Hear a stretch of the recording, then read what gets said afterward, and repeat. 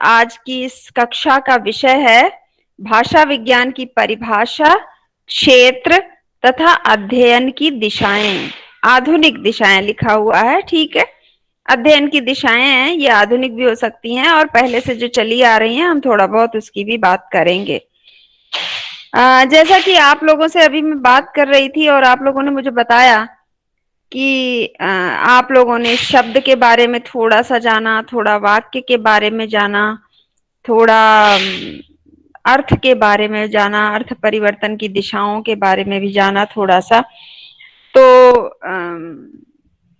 अभी सबसे पहले तो हमें ये जानना जरूरी होता है कि भाषा विज्ञान जो ये है, परिभाषा भी हम बाद में जानेंगे, ये भाषा विज्ञान है क्या, और भाषा विज्ञान ये जो दो शब्दों से मिलकर बना है भाषा और विज्ञान, तो ये भाषा क्या है और विज्ञान क्या है। और तीसरा प्रश्न है मेरा कि भाषा विज्ञान किसका अध्ययन करता है, अर्थात हम जो भाषा विज्ञान में अध्ययन करने जा रहे हैं तो हम किसका अध्ययन करने जा रहे हैं। भाषा का आप लोग कहेंगे, लेकिन कौन सी भाषा का। तो सबसे पहले तो ये जानना जरूरी है कि भाषा क्या है। तो चलिए देखिए, आप लोगों को स्क्रीन पर एक चित्र दिख रहा है। दो व्यक्ति हैं, एक लड़का एक लड़की।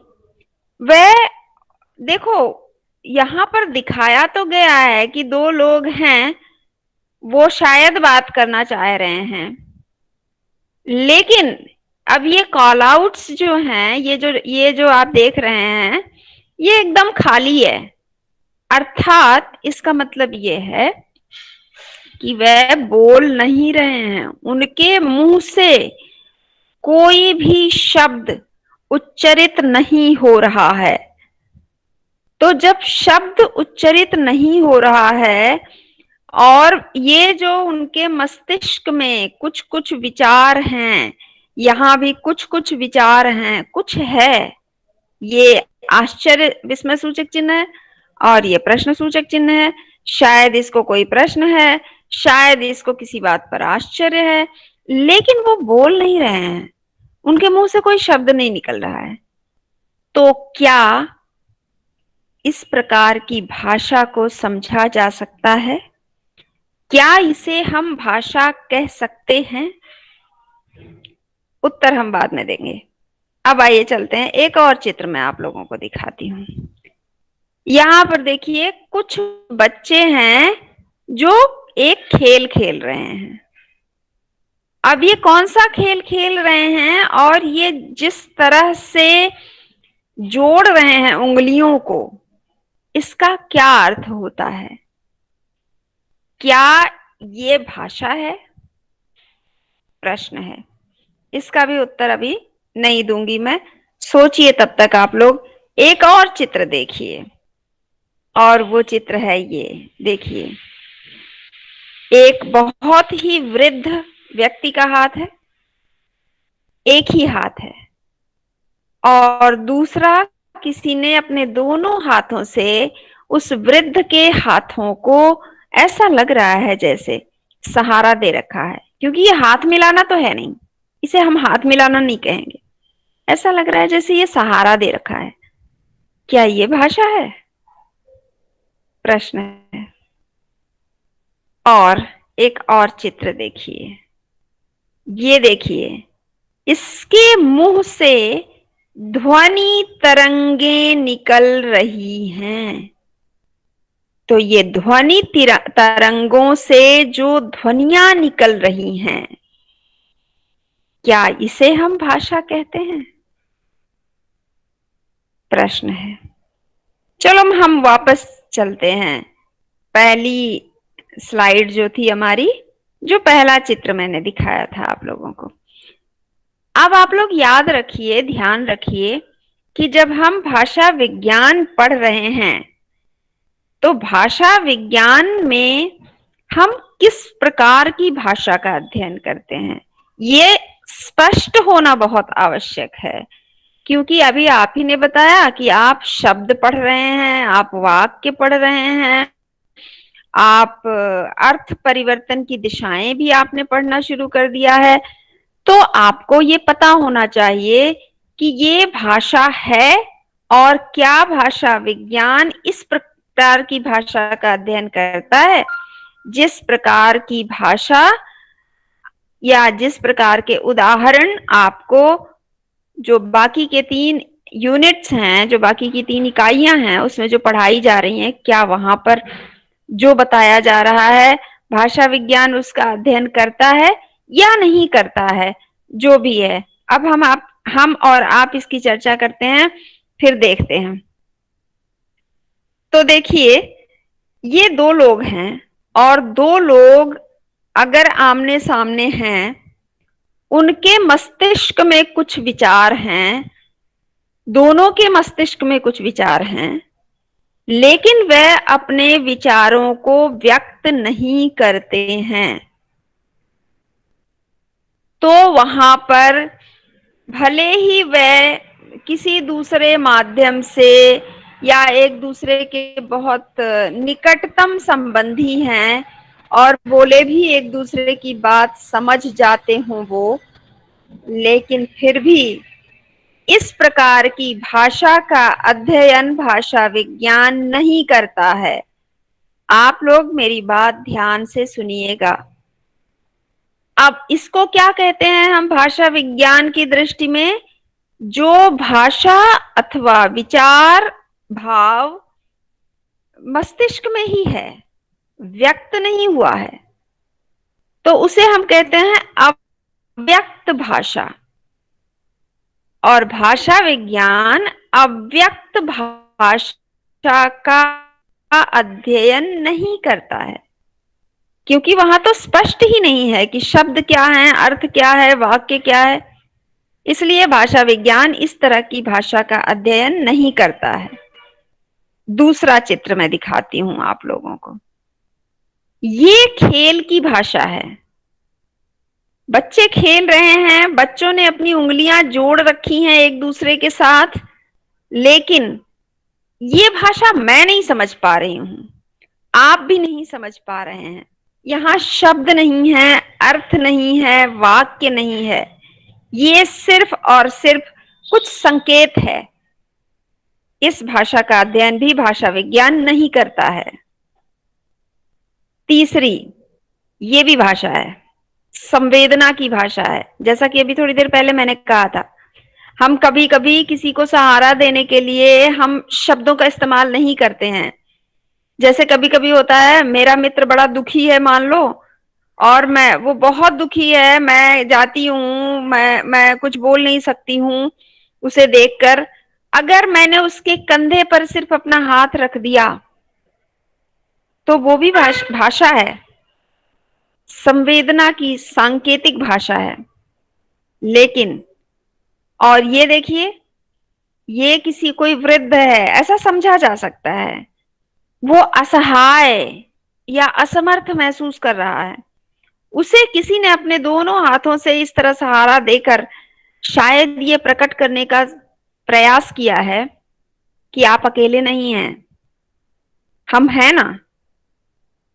लेकिन ये भी अव्यक्त भाषा है, और भाषा विज्ञान अव्यक्त भाषा का अध्ययन नहीं करता है, इसलिए यह भी भाषा विज्ञान के अध्ययन का क्षेत्र नहीं है। चलिए आगे देखते हैं। ये क्या है? मैंने अभी बताया था आप लोगों को, किसी के मुंह से ध्वनि तरंगे निकल रही हैं, और ध्वनि तरंगे निकलने का अर्थ है कि उन तरंगों के माध्यम से कुछ ध्वनियां व्यक्त हो रही हैं। अब अभी हम और आगे नहीं जाएंगे कि वो ध्वनियां जो हैं, वो ध्वनियों का समूह शब्द बनेगा, उन शब्दों के अर्थ होंगे, फिर शब्दों का समूह वाक्य बनेगा, तो वो भाषा और बिल्कुल वो व्यक्त वाणी है, मुंह से उच्चरित हो रही है, वाक भाषा है। यहां पर आप देख सकते हैं। तो ये जो वाक भाषा है, भाषा विज्ञान जो है इसी वाक भाषा का अध्ययन करता है। अर्थात भाषा विज्ञान जो है वो व्यक्त वाणी का अध्ययन करता है। ये जो वाक भाषा है, भाषा विज्ञान इसका अध्ययन करता है। तो इसलिए अब आपके लिए ये स्पष्ट हो गया है कि भाषा विज्ञान जब हम पढ़ने जा रहे हैं तो हम किस भाषा का अध्ययन करने जा रहे हैं? वाक भाषा का। यहाँ पर यह भी जान लेना आवश्यक है कि भाषा विज्ञान जब कह रहा है कि वो वाक भाषा का अध्ययन करता है, तो ये स्पष्ट है कि वो लिखित भाषा का अध्ययन नहीं करता है। ना तो सांकेतिक भाषा का अध्ययन करता है, ना अव्यक्त भाषा का अध्ययन करता है, और ना ही लिखित भाषा का अध्ययन करता है, क्यों उसकी अपनी सीमाएं होती हैं लिखित भाषा की। और लेखन बहुत बाद में आया, भाषा जो है वो बहुत पहले से है, वाक भाषा बहुत पहले से है, लिपियां बाद में हुई, लिखना बाद में आरंभ हुआ। इसलिए अध्ययन की भाषा है वो ये है, वाक भाषा। तो जब मैं कह रही हूं कि हम वाक भाषा का अध्ययन करते हैं, और अब तो आप बिल्कुल कंफ्यूज हो रहे होंगे कि आपको पढ़ाया जा रहा है शब्द, आपको पढ़ाया जा रहा है अर्थ, आपको पढ़ाया जा रहा है वाक्य, और आज 2 हफ्तों से आप पढ़ रहे हैं ये सारी चीजें, और आज एकदम से अनीता मैडम आती हैं और कह देती हैं कि भाई ये वाक भाषा का अध्ययन ही भाषा विज्ञान करता है, भाषा विज्ञान जो है वो इसका लिखित भाषा का अध्ययन नहीं करता है। तो फिर तो आपके मन में बड़ी परेशानी हो गई, मतलब बड़ा बहुत सारे प्रश्न उठ रहे होंगे कि तो अभी तक हम क्या पढ़ रहे थे। तो यहाँ मैं कहना चाहूंगी कि अभी तक आप बिल्कुल सही पढ़ रहे थे, गलत नहीं पढ़ रहे थे। क्योंकि मैं ये कहाँ कह रही हूँ कि भाषा विज्ञान शब्दों का अध्ययन नहीं करता, भाषा विज्ञान अर्थ का अध्ययन नहीं करता, भाषा विज्ञान वाक्य का अध्ययन नहीं करता। मैं कह रही हूँ वाक भाषा, मौखिक भाषा का अध्ययन करता है। तो मौखिक भाषा जो हम बोल रहे हैं, जो मैं बोल रही हूँ और आप सुन रहे हैं, उसमें भी शब्द हैं, उन शब्दों के अर्थ हैं, और मैं बहुत सारे वाक्य बोल रही हूँ। तो मौखिक भाषा में भी वाक्य होते हैं, शब्द होते हैं, अर्थ होते हैं, उनके रूप होते हैं। तो यहाँ बिल्कुल भी आप लोगों को भ्रमित होने की जरूरत नहीं है। जो कुछ भी पढ़ाया जा रहा है आपको बिल्कुल सही पढ़ाया जा रहा है, और भाषा विज्ञान में इन्हीं सब का अध्ययन होता है। तो अभी ये वाक भाषा का अध्ययन भाषा विज्ञान क्यों करता है और लिखित भाषा का अध्ययन भाषा विज्ञान क्यों नहीं करता है, इस पर भी हमें थोड़ा सा जानने की जरूरत है। तो इसलिए जानने की जरूरत है कि देखिए, लिपियां, मैंने अभी कहा ना कि लिपि बाद में आई, भाषा पहले से है। तो जो भाषा जिस लिपि में लिखी जा रही है, आगे चलकर ऐसा हो सकता है कि लिपि बदल जाए, लेकिन भाषा तो वही रहेगी। तो इसलिए वाक भाषा नहीं बदली है, लिपि बदली है सिर्फ। इसको ऐसे समझिए आप लोग। जैसे आप लोग ना कभी कभी मुझे संदेश देते हैं व्हाट्सएप पर कि मैडम क्या आज आपकी क्लास होगी, और आप कैसे लिखते हैं, क्या के लिए लिखते हैं, KYA, आज, AA J, समझ गए आप। तो भाषा आप कौन सी प्रयोग कर रहे हैं, क्या आज आपकी कक्षा होगी, भाषा तो हिंदी है, लेकिन आप लिपि कौन सी प्रयोग कर रहे हैं, रोमन। हिंदी लिखी जाती है देवनागरी लिपि में। यहाँ मैं ये भी कहना चाहूंगी कि आप लोग जब हिंदी की कक्षा के लिए कम से कम मुझे मैं संदेश करें, भेजें, तो अगर देवनागरी में लिखेंगे तो मुझे अच्छा लगेगा, क्योंकि हिंदी पढ़ रहे हैं आप, हिंदी की लिपि देवनागरी है, तो प्रयास करें देवनागरी में लिखने का।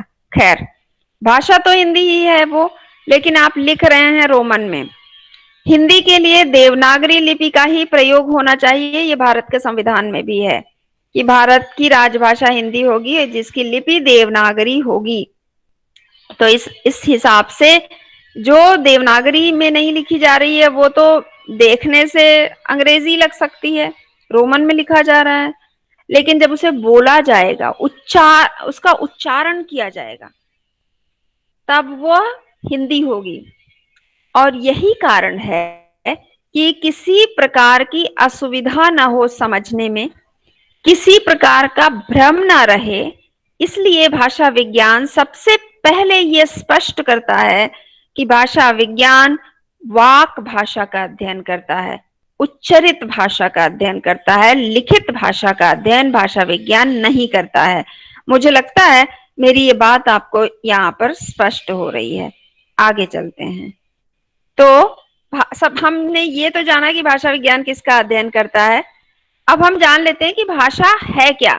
भाषा की परिभाषा देते हुए विद्वानों ने लिखा है, जैसे डॉक्टर भोलानाथ तिवारी कहते हैं, जिस साधन से हम अपने विचार या भाव दूसरों तक पहुंचा सकें वह भाषा है। अब देखिए क्या कह रहे हैं, जिस साधन से हम अपने विचार या भाव दूसरों तक पहुंचा सकें वह भाषा है। तो अभी थोड़ी देर पहले जो आपने ढेर सारे चित्र देखे वो भी तो साधन ही है। कोई एक चित्र है जो संवेदनात्मक सांकेतिक रूप से भाषा पहुंचा रहा है, कोई एक चित्र है जो बिना बोले अपनी बात कह सकता है। कोई भी कह सकता है व्यक्ति। अगर हम एक दूसरे को बहुत अच्छी तरह से समझते हैं तो हम एक दूसरे की तरफ खाली देखकर भी शायद उसकी बात समझ सके। तो यहाँ पर भाषा विज्ञान की परिभाषा नहीं दी जा रही है, ध्यान दीजिएगा आप। ये देखिए, भाषा की परिभाषा की अभी मैं बात कर रही हूँ, क्योंकि भाषा विज्ञान दो शब्दों से मिलकर बना है, भाषा और विज्ञान। तो सबसे पहले हम जाने कि भाषा क्या है। तो भाषा के लिए भोलानाथ तिवारी कहते हैं कि जिस साधन से हम अपने विचार या भाव दूसरों तक पहुंचा सके वह भाषा है।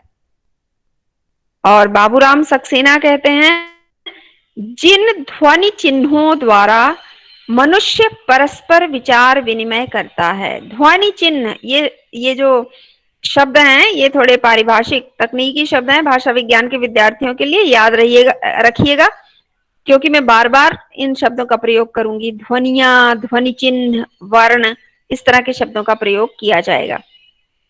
तो देखिए, जिन ध्वनि चिन्हों द्वारा मनुष्य परस्पर विचार विनिमय करता है उनको समष्टि रूप से भाषा कहते हैं। और एक और परिभाषा दी है डॉक्टर भोलानाथ तिवारी ने, जो बड़ी लोकप्रिय परिभाषा है। अक्सर लोग इसे जब भी इस तरह का अवसर होता है प्रसंगवश इसका प्रयोग करते हैं। भाषा, अब ध्यान से सुनिएगा, क्योंकि ये भाषा विज्ञान के जो कुछ तकनीकी शब्द हैं उनका प्रयोग कर रही है ये परिभाषा। भाषा उच्चारण अवयवों से उच्चरित यादृच्छिक ध्वनि प्रतीकों की वह व्यवस्था है जिसके द्वारा एक समाज के लोग आपस में भावों और विचारों का आदान प्रदान करते हैं। देखिए, ये तो भोलानाथ तिवारी भी मान रहे हैं। इन्होंने पहली परिभाषा जो इनकी अभी हमने पढ़ी वहां भी यही कहा है कि भाषा भाव और विचार दूसरों तक पहुंचाने के लिए है, साधन है। लेकिन इनकी इस परिभाषा का जो ये पहला अंश है, आधा पहला अंश, ये समझने लायक है। यहां इस पर हम रुककर बात करेंगे। कह रहे हैं भाषा उच्चारण अवयवों से उच्चरित। पहले इतना समझिए, आप इस अंश को समझिए। उच्चारण अवयव कौन कौन से हैं? तो जब ध्वनिया जो भी टीचर पढ़ा रहे होंगे वो आपको बताएंगे। यहां सिर्फ समझने के लिए मैं इतना बता रही हूं कि हमारे कंठ से लेकर के जहां जब ध्वनियां उच्चरित होना आरंभ करती हैं, कंठ ध्वनि की बात सबसे पहले की जाती है। कंठ से लेकर के ओष्ठ ध्वनि तक तमाम हिंदी वर्णमाला, और मैं हिंदी की बात कर रही हूं, लेकिन स्पष्ट ये भी मैं करना चाहती हूँ कि जब हम भाषा विज्ञान पढ़ रहे हैं तो हम सिर्फ हिंदी नहीं पढ़ रहे हैं, हिंदी का भाषा विज्ञान नहीं पढ़ रहे हैं। हम यहाँ पर हम सामान्य रूप से भाषा विज्ञान पढ़ रहे हैं, जिसमें आपको चीन की भाषा के उदाहरण दिए जा सकते हैं, यूरोपियन भाषाएं जो हैं उनमें से कुछ के उदाहरण दिए जा सकते हैं, अंग्रेजी के उदाहरण भी दिए जा सकते हैं, रूसी के उदाहरण भी दिए जा सकते हैं। इसलिए भाषा जो है वो उच्चारण अवयवों से उच्चरित। मैं जब ये उदाहरण दे रही हूं तो मैं हिंदी का इसलिए दे रही हूँ क्योंकि मुझे हिंदी का ज्यादा अच्छी तरह से पता है। तो मैं कह रही हूं कि कंठ से आरंभ होकर ओष्ठ ध्वनियां तक जितनी हैं, यानी क वर्ग से लेकर प वर्ग तक की अभी मैं बात कर रही हूँ। बाकी जो वर्ण हैं उनकी अलग अलग उनके स्थान है, उच्चारण स्थान है। पर क वर्ग से लेकर प वर्ग को अगर हम देखें तो कंठ से लेकर के ओष्ठ तक ये जो है ये उनका उच्चारण अवयव है। और इसके अतिरिक्त उच्चारण अवयवों में हमारी नासिका भी शामिल है, हमारी जिह्वा शामिल है, और हमारा मुंह के तो सारे अंग आ ही गए कंठ से लेकर ओष्ठ तक। फेफड़े का बहुत महत्वपूर्ण स्थान है। तो उच्चारण अवयव ये सारे हुए। ये उच्चारण अवयव मतलब होता है अंग, जिन अंगों की सहायता से हम ध्वनियों का उच्चारण करते हैं उन्हें उच्चारण अवयव कहते हैं। तो इतना मुझे लगता है अब समझ में आ गया कि भाषा उच्चारण अवयवों से उच्चरित। अब आगे देखिए, यादृच्छिक ध्वनि प्रतीकों की व्यवस्था है। अब खाली अगर हम कहें ध्वनि प्रतीकों की व्यवस्था है, पहले खाली ही समझ लेते हैं कि उच्चारण अवयवों के माध्यम से जो ध्वनियां उच्चरित होती हैं उन्हें व्यवस्थित करके भाषा बनाया गया है। कैसे व्यवस्था की गई उनकी? उनको शब्द बनाया गया, उनके अर्थ हो गए, उनका वाक्य बनाया गया उनके माध्यम से।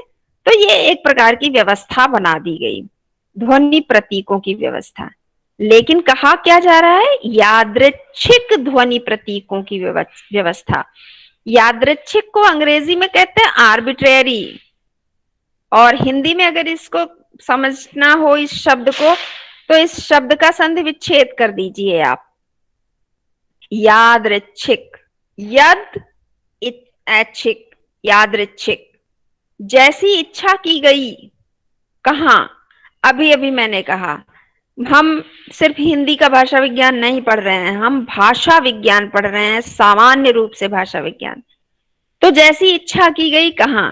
एक समाज के लोग, एक समूह के लोग, एक तरह के ध्वनि प्रतीक उनके होंगे, उन ध्वनि प्रतीकों के शब्दों के एक तरह के अर्थ होंगे, और दूसरे समाज समूह के लोग जो होंगे उनके उन्हीं ध्वनि प्रतीकों के अलग अर्थ भी हो सकते हैं।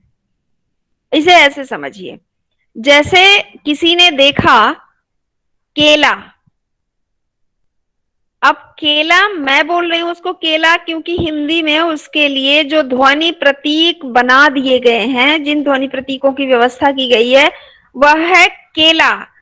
क ए ल आ मिला दिया गया केला। लेकिन यूरोप चले जाएं आप, जो अंग्रेजी भाषी लोग हैं उन्होंने उसी फल को देखा। फल में तो कोई अंतर नहीं है, फल वैसा ही है बिल्कुल पीले रंग का, लेकिन उन्होंने उसे नाम दे दिया बनाना। तो इसका क्या मतलब हुआ? उस भाषा भाषी समूह ने उसी वस्तु को एक अलग यादृच्छिक नाम दे दिया, ध्वनि प्रतीकों की उसके लिए व्यवस्था कर दी, तो उनके लिए वह हो गया। अब उस भाषा के समूह ने, उस भाषा भाषी समूह ने उसे ही मान लिया, उसी का व्यवहार करते चले आ रहे हैं। जैसे हमने केला को मान लिया, अब हम केला ही बोलते हैं, और केला बोलते ही वो उस एक जो पीले रंग का फल है उसका चित्र हमारे समक्ष आ जाता है। तो अब आप देखिए भाषा क्या है, वो हमारी भाषा में वो शब्द शामिल हो गया। मैंने केला खाया, तो केला जो कि एक संज्ञा है, एक फल का नाम है। अब आप देखिए कितनी सारी चीजें हैं जब हम ध्वनि प्रतीकों की व्यवस्था की बात करते हैं। हाँ, इसके साथ साथ व्याकरण इससे अलग नहीं हो सकता है, लेकिन फिलहाल हम भाषा विज्ञान की ही बात करते हैं अभी। तो हमने एक नाम दे दिया, वह नाम स्वीकार कर लिया गया उस एक भाषा भाषी समूह के द्वारा, और वही व्यवस्था हो गई। तो भाषा क्या है? भाषा उच्चारण अवयवों से उच्चरित यादृच्छिक ध्वनि प्रतीकों की वह व्यवस्था है जिसके द्वारा, अब देखो यहां स्पष्ट है, जिसके द्वारा एक समाज के लोग, ये नहीं कहा गया है दुनिया भर के लोग, एक समाज के लोग आपस में भावों और विचारों का आदान प्रदान करते हैं, तो भाषा उसे कहते हैं जो किसी एक समाज के लोग जिस तरह के ध्वनि प्रतीकों की व्यवस्था करते हैं और उसका व्यवहार करते हैं और उसके माध्यम से अपने विचारों का आदान प्रदान करते हैं। आगे देखते हैं, कुछ और परिभाषाएं हैं भाषा की। पतंजलि, पतंजलि कहते हैं जो वाणी में वर्णों के माध्यम से व्यक्त होते हैं वही व्यक्त वाक हैं, भाषा हैं। अभी अभी थोड़ी देर पहले मैंने कहा था कि भाषा विज्ञान वाक भाषा का अध्ययन करता है। पतंजलि बिल्कुल स्पष्ट रूप से कह रहे हैं कि भाषा क्या है, जो वाणी में वर्णों के माध्यम से व्यक्त होते हैं, वाणी में व्यक्त होते हैं, लेखन में नहीं। स्पष्ट है यहाँ पर कि भाषा कौन सी है, जो वाणी में वर्णों के माध्यम से व्यक्त होते हैं, और वही व्यक्त वाक है या भाषा है। और इंसाइक्लोपीडिया ब्रिटानिका में लिखा गया है भाषा, अब यहाँ पर भी देखिए व्यक्त शब्द स्पष्ट रूप से लिखा गया है, क्योंकि पहला चित्र अभी थोड़ी देर पहले जो आपने देखा उसमें अव्यक्त थी भाषा, इसलिए वो भाषा नहीं है और भाषा विज्ञान उस भाषा का अध्ययन नहीं करता है। भाषा तो हो सकती है वो अव्यक्त है, अगर कोई समझ ले तो ठीक है, लेकिन भाषा विज्ञान इस तरह की अव्यक्त भाषा का अध्ययन नहीं करता है। तो एनसाइक्लोपीडिया ब्रिटानिका में लिखा गया है भाषा व्यक्त ध्वनि चिन्हों की उस पद्धति को कहते हैं जिसके माध्यम से प्रत्येक समाज का मानव सदस्य, देखिए प्रति एक समाज का, यानी एक समाज का मानव सदस्य एक को मानेगा, दूसरे का मानव सदस्य जो है उसने अपने लिए अपनी भाषा बनाई हुई है। तो प्रत्येक समाज का मानव सदस्य और सांस्कृतिक सहभागी, ये भी बहुत महत्वपूर्ण बात है, अभी हम इसे समझेंगे। सांस्कृतिक सहभागी पारस्परिक व्यवहार एवं विचारों का आदान प्रदान करते हैं। देखिए भाषा माध्यम तो है विचारों के आदान प्रदान का, लेकिन किस रूप में है, तो व्यक्त वाणी जो है वही भाषा है। अब यहाँ कह रहे हैं प्रत्येक समाज का मानव सदस्य जो हो और सांस्कृतिक सहभागी हो। क्यों? क्योंकि भाषा जो है वो संस्कृति की वाहक होती है। भाषा का एक एक शब्द, और शब्द ही नहीं, हम भाषा कैसे बोल रहे हैं, और कई बार तो होता है कि जो सांकेतिक, भले भले ही भाषा विज्ञान जो है इसका अध्ययन नहीं करता, लेकिन बात तो हमें करनी पड़ेगी जब हम भाषा की बात कर रहे हैं। तो जो सांकेतिक भाषा होती है उसके भी अपने अर्थ होते हैं और प्रत्येक समाज के उसके अपने अर्थ होते हैं। जैसे देखिए इसे ऐसे समझिए, क्योंकि हर समाज की संस्कृति अलग होती है और संस्कृति के आधार पर उस समाज का जो सदस्य है वो उसे समझेगा। अब आप देखिए एक उदाहरण मैं आप लोगों को दे रही हूँ, जैसे और ये जो कहते हैं ना सांकेतिक भाषा का उदाहरण मैं दे रही हूँ। व्यक्त भाषा की बात तो मैं करने ही वाली हूँ, आगे पूरा व्यक्त भाषा की बात होगी। जैसे हमारे भारत में कहते हैं कि बड़ों के सामने या बड़ों की आंखों में आंखें मिलाकर अगर कोई बात करता है तो वो बड़ा ही जो कहते हैं ना कि बड़ा ही रूड, कठोर और असंस्कारी, कुसंस्कारी, उसे कुछ भी कहा जा सकता है, अच्छा नहीं माना जा सकेगा। अच्छा तुम मुझे आंखें दिखा रहे हो, कई बार आप लोगों ने इस तरह की बातें, नजरें झुका के हमसे बात करो, आंखें नीची करो, इस तरह के शब्दों का प्रयोग हमारे घरों में भी लोग करते हैं, आपने सुना होगा। क्यों? क्योंकि अच्छा नहीं माना जाता कोई छोटा व्यक्ति अपने से बड़ों का इस तरह से बड़ों से बात करे। लेकिन वही आप पश्चिम में चले जाइए तो पश्चिम की भाषा में, और वहां भी मैं नॉन वर्बल यानी कि सांकेतिक भाषा की बात कर रही हूं, वहां पर आई कांटेक्ट की बात की जाती है। आंखों में आंखें मिलाकर बात करने को वो लोग अच्छा मानते हैं और वो सिखाते हैं। जब भी वहां का भी कम्युनिकेशन स्किल, भाषाई कौशल सिखाए जाते हैं तो वहां बताया जाता है कि आई कांटेक्ट यानी एक दूसरे की आंखों में देखकर बात करना, ये बहुत अच्छा है। हमारे यहाँ उसी को गलत मानते हैं।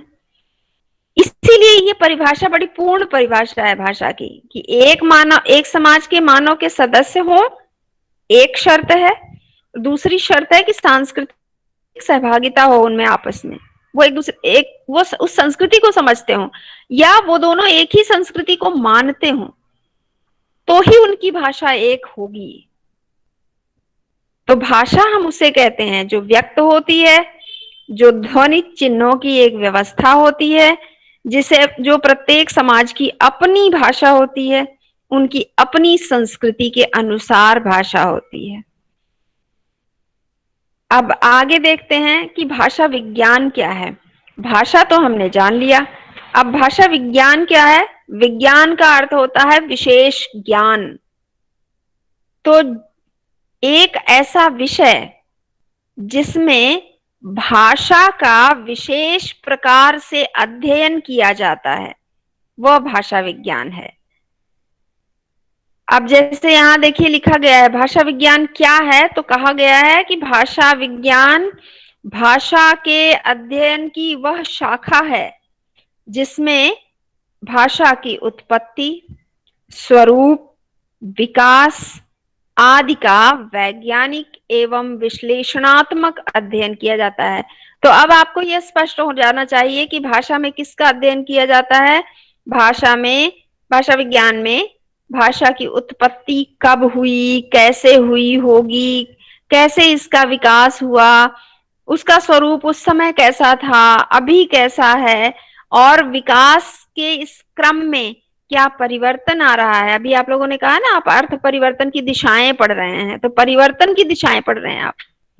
तो विकास के क्रम में परिवर्तन भी होता है भाषा में, तो क्या परिवर्तन आ रहा है, ये सारा कुछ जिस विषय में पढ़ाया जाता है उसे भाषा विज्ञान कहते हैं। और भाषा विज्ञान भाषा का वैज्ञानिक और विश्लेषणात्मक अध्ययन करता है। भाषा विज्ञान और क्या करता है, भाषा के स्वरूप, अर्थ और संदर्भ का विश्लेषण करता है। अब देखिए संदर्भ बहुत महत्वपूर्ण होता है। आप लोगों को ना दूसरे प्रश्न पत्रों में आता होगा, जो कविताएं हैं या गद्य है, संदर्भ सहित व्याख्या कीजिए। तो व्याख्या तो कभी भी कोई भी किसी लाइन की कर सकता है, लेकिन संदर्भ देना आवश्यक है कि किस, क्योंकि भाषा का, शब्दों का, वाक्यों का या काव्य पंक्तियों का उसके संदर्भ के आधार पर अर्थ होता है, ऐसे ही अर्थ नहीं होता है। तो भाषा विज्ञान भाषा के स्वरूप, अर्थ और संदर्भ का भी विश्लेषण करता है।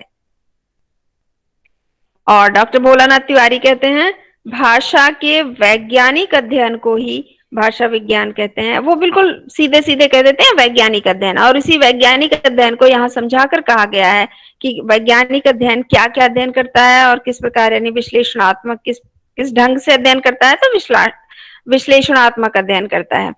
तो ये हुआ आपका भाषा विज्ञान, वो क्या है और किसका अध्ययन करता है। अब यहाँ पर देखिए, भाषा विज्ञान के लिए अंग्रेजी में दो शब्दों का प्रयोग पहले हुआ करता था। मैंने होता है इसलिए लिखा है क्योंकि कहीं कहीं पुस्तकों में आज भी आपको इस तरह से लिखा हुआ मिलेगा। अंग्रेजी में दो शब्दों का प्रयोग होता है, एक है फिलोलॉजी और दूसरा है लिंग्विस्टिक्स। फिलोलॉजी, जिसके लिए हिंदी शब्द रख लिया गया है वांग मीमांसा। अब ये वांग मीमांसा क्या है, वांग्मय शब्द आपने सुना होगा, वांग्मय अर्थात साहित्य। अब वांग्मय क्यों कहा गया उससे, क्योंकि वांग वाक से ही आगे चलकर विकसित होते हुए शब्द बना है, वांग वाक से। तो वांग्मय क्यों कहा गया साहित्य को, क्योंकि प्राचीन समय में हमारा जितना भी साहित्य है वो मौखिक था, वो वाक में ही था, वो वाणी में ही था, श्रुति और स्मृति की परंपरा थी। तो वो मौखिक था, सुनकर याद रखा जाता था और बोलकर अगली पीढ़ी को दिया जाता था, बताया जाता था, सिखाया जाता था। अब आज के संदर्भ में अगर हम देखें तो वांग्मय, लिखित वाला भी वांग्मय है और मौखिक वाला भी वांग्मय है। तो जो ये फिलोलॉजी है वो वांग्मय की मीमांसा करती है, अध्ययन करता है। और क्या अध्ययन करता है, क्योंकि वांग्मय की जो भाषा होती है उसके अध्ययन के आधार पर ये फिलोलॉजी जो है वो साहित्य को समझने में मदद करता है। और दूसरा है शब्द लिंग्विस्टिक्स। लिंग्विस्टिक्स के लिए हिंदी में भाषा शास्त्र या भाषा विज्ञान शब्द कहा गया है, बताया गया है। तो आगे चलकर पहले तो जो विद्वान थे वो फिलोलॉजी और लिंग्विस्टिक्स को लगभग एक समान अर्थ में पर्यायवाची रूप में प्रयोग करते थे, लेकिन बाद में आगे चलकर जब उसके अर्थों में ये स्पष्टता की गई तो कहा गया कि भाषा विज्ञान जो है वो लिंग्विस्टिक्स है, फिलोलॉजी नहीं है। अर्थात हम जो अब अध्ययन करने जा रहे हैं इस पेपर में वो हम लिंग्विस्टिक्स, अंग्रेजी शब्द का आना चाहिए, पता होना चाहिए लिंग्विस्टिक्स क्या है। तो हम लिंग्विस्टिक्स पढ़ने जा रहे हैं हिंदी में, जिसे हम भाषा शास्त्र या भाषा विज्ञान कहते हैं।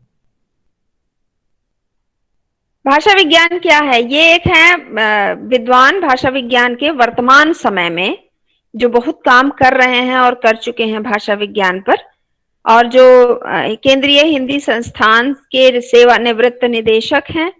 भारत सरकार का संस्थान है ये, केंद्रीय हिंदी संस्थान, सेवानिवृत्त हो गए हैं। उन्होंने कहा है भाषा विज्ञान के लिए अंग्रेजी में प्रयुक्त लिंग्विस्टिक शब्द का मूलाधार लैटिन शब्द लिंगुआ है, जिसका अर्थ होता है जिह्वा। अब आप देखिए जिह्वा, आगे चलकर जब आप उच्चारण पढ़ेंगे ना ध्वनि विज्ञान में, तो आप देखेंगे कि सारा जो किया धरा है वो इस जिह्वा का ही होता है। वो जिह्वा तालू को छूती है तब कौन सी ध्वनि निकलती है, जिह्वा ओठों को छूती है, दांतों को छूती है, मूर्धा को छूती है, जहां कहां किसको छूती है तब कुछ अलग ध्वनि निकलती है। तो सारा किया धरा जो है ये इस जिह्वा का है। और एक बहुत महत्वपूर्ण मैं बात यहाँ पर आप लोगों को बता दूं कि हमारी जितनी भी ध्वनियां है ना, ये सारी हवा और जिह्वा के माध्यम से ही निकलती हैं। हवा, जो कौन सी हवा? हमारी जो श्वास है, प्राण वायु, जो हम फेफड़ों तक जाता है, जो हम जब लेते हैं सांस और जब निकालते हैं तो वही हवा बाहर निकलती है। तो जो हमारी भाषा होती है ना, ये बड़ा ही रोचक है ये जानना। देखिए जो भाषा है, जो ध्वनियां है हमारी, जो हमारे मुख से उच्चारित होती हैं, वो सारी की सारी ध्वनियां जो प्रश्वास है हमारी, प्रश्वास यानी जो निकलने वाली हवा है फेफड़ों से, जो वापस आती है, लौट कर आती है, ये सारी की सारी ध्वनियां उस प्रश्वास से ही प्रकट होती हैं, उच्चरित होती हैं। श्वास से भी इसका कुछ लेना देना नहीं है। अब आप देख लीजिए, वो जो कहा जाता है ना कि हम तो आपदा को भी अवसर में बदल देते हैं, आजकल एक बड़ा ही प्रचलित कथन है। तो ये एक तरह से जो बेकार सी चीज है, हम जो जिस सांस को हमने सांस ले लिया, हमने शुद्ध हवा को अपने शरीर में जहां आवश्यकता थी वहां भेज दिया, अब जो बची हुई हवा है जो हम बाहर निकाल रहे हैं, देखिए जरा, उसी से भाषा हो गई, उसी से ध्वनियां उच्चरित हो गई। रोचक है। तो खैर, लिंगुआ शब्द का प्रयोग ये लिंगुआ शब्द जो है इसका मूल आधार है लिंग्विस्टिक्स का, और लिंगुआ का अर्थ होता है जिह्वा। और इसके लिए फ्रांसीसी में लिंग्विस्टिक, लिंग्विस्टिक्स नहीं, लिंग्विस्टिक। फ्रांस जो है ना, फ्रांसीसी भाषा, वो थोड़ी सी अंग्रेजी से अलग है, उच्चारण भी अलग है उसका। जर्मनी में इसके लिए स्प्राखविशेनशाफ्ट, ये देखिए जर्मन भाषा में लिखा गया है स्प्राखविशेनशाफ्ट, तथा रूसी में यजिकाजनानिये, ये रोमन में लिखा गया है और हिंदी में भी यजिकाजनानिये शब्दों का प्रयोग होता है। और ये सारे शब्द किसके लिए हैं? भाषा विज्ञान के लिए, लिंग्विस्टिक्स के लिए। 20वीं शताब्दी के प्रारंभिक वर्षों तक यूरोप और अमेरिका में फिलोलॉजी एवं लिंग्विस्टिक्स शब्दों का प्रयोग समान अर्थों में होता था। इसी की बात अभी मैं थोड़ी देर पहले आप लोगों से कर रही थी कि पहले फिलोलॉजी और लिंग्विस्टिक्स पर्यायवाची के रूप में प्रयोग किए जाते थे। उसके बाद फिलोलॉजी तथा लिंग्विस्टिक्स शब्द पर्याय न रहकर भिन्न अर्थ के दो तक हो गए। प्रसिद्ध भाषा शास्त्री स्त्रुतमा ने दोनों शब्दों की व्याख्या की है तथा दोनों की भिन्नताओं का प्रतिपादन किया है। और ये ब्लूमफील्ड जो है भाषा वैज्ञानिक, इन्होंने भी इन शब्दों को भिन्न अर्थों में प्रयुक्त करने पर बल दिया है। और इन शब्दों के दो अलग अलग अर्थ कौन कौन से हैं, इसकी चर्चा अभी अभी हमने थोड़ी देर पहले, जब फिलोलॉजी और लिंग्विस्टिक्स शब्द अंग्रेजी से आया और क्या अर्थ है इसकी हम बात कर रहे थे, तब स्पष्ट किया था। आगे देखिए प्रोफेसर महावीर शरण जैन और क्या कह रहे हैं। ये कह रहे हैं हिंदी में पहले भाषा विज्ञान तथा भाषा शास्त्र शब्दों का समान अर्थ में प्रयोग होता था। डॉक्टर उदय नारायण तिवारी ने अपनी पुस्तक भाषा शास्त्र की रूपरेखा में फिलोलॉजी के लिए भाषा विज्ञान तथा लिंग्विस्टिक्स के लिए भाषा शास्त्र का प्रयोग किया था, लेकिन फिलोलॉजी के लिए भाषा विज्ञान रूढ़ न हो सका। भाषा विज्ञान का प्रयोग लिंग्विस्टिक्स के अर्थ में ही होता है। और देखिए ये बड़ी महत्वपूर्ण बात है कि जब हम किसी चीज को कब बिल्कुल सही मानते हैं, जब सरकार उसे मान्यता दे देती है। तो महावीर शरण जैन संदर्भ देते हैं कि वैज्ञानिक तथा तकनीकी शब्दावली आयोग, शिक्षा मंत्रालय, भारत सरकार द्वारा निर्मित मानविकी शब्दावली भाषा विज्ञान में लिंग्विस्टिक्स के लिए भाषा विज्ञान एवं फिलोलॉजी के लिए वांग मीमांसा शब्द का प्रयोग हुआ है। और इसीलिए हमें भी यही मानना चाहिए कि लिंग्विस्टिक्स मतलब भाषा विज्ञान, फिलोलॉजी मतलब वांग मीमांसा। यद्यपि लिंग्विस्टिक्स के लिए भाषा विज्ञान के अतिरिक्त भाषा शास्त्र, भाषा तत्व, भाषा विचार, भाषालोचन, भाषा मीमांसा, भाषिकी आदि अनेक शब्दों का प्रयोग होता है, फिर भी सबसे प्रचलित नाम जो है वो भाषा विज्ञान ही है और इसे भारत सरकार ने मान्यता भी दे दी है। इसलिए महावीर शरण जैन भी ये कहना चाहते हैं कि भाषा विज्ञान का प्रयोग ही हमें लिंग्विस्टिक्स के लिए करना चाहिए। फिलोलॉजी को देवनागरी में लिखकर भी व्यक्त किया जा सकता है अथवा इसके लिए वांग मीमांसा शब्द का भी प्रयोग हो सकता है। मतलब कि हमें फिलोलॉजी के पास अभी जाना नहीं है, क्योंकि हम तो भाषा विज्ञान पढ़ रहे हैं। तो हम भाषा विज्ञान पढ़ रहे हैं, वो भाषा विज्ञान जिसे अंग्रेजी में लिंग्विस्टिक्स और दूसरी भाषाओं में, जो अभी थोड़ी देर पहले मैंने बताया, कहीं लैंग्विस्टिक, कहीं कुछ किया जाता है, कहा जाता है। तो हम इस भाषा विज्ञान को पढ़ने जा रहे हैं इस प्रश्न पत्र में। अब भाषा विज्ञान के अध्ययन की दिशाएं कौन कौन सी हैं? तो ये 3 दिशाएं हैं: वर्णनात्मक भाषा विज्ञान, ऐतिहासिक भाषा विज्ञान और तुलनात्मक भाषा विज्ञान। इसकी चर्चा मैं अपने अगले व्याख्यान में अगले सप्ताह विस्तार से करूंगी और इसलिए मैं आज की कक्षा यहीं पर समाप्त कर रही हूं और बहुत बहुत धन्यवाद आप लोगों का।